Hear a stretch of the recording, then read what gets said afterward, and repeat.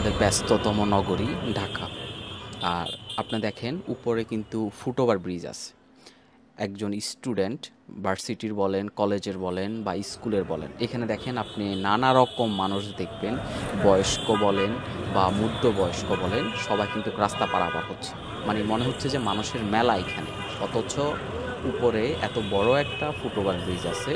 হ্যাঁ, কিছু মানুষ যাচ্ছে, এমন না যে ফুটওভার ব্রিজ মানুষে ব্যবহার করতেছে না, কিছু মানুষ ব্যবহার করতেছে।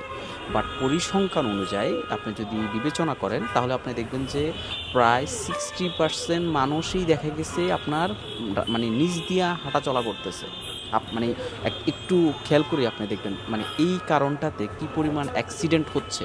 মানুষ আসলে দেখা গেছে আহ, সময়টাকে মূল্য দেয় নাকি তার জীবনটাকে মূল্য দেয়, এটা আসলে মানে বোঝা যাচ্ছে না। আপনি এই পরিমাণ মানুষ অ্যাক্সিডেন্ট হচ্ছে, তাও রাস্তা পারাপার করার জন্য এত বড় ফুটওভার ব্রিজ থাকা সত্ত্বেও মানে মানুষের মধ্যে আসলে সচেতনতা বোধ যে জিনিসটা, সচেতনতা দিন দিন কি আসলে কমতেছে না মানুষের মধ্যে বাড়তেছে?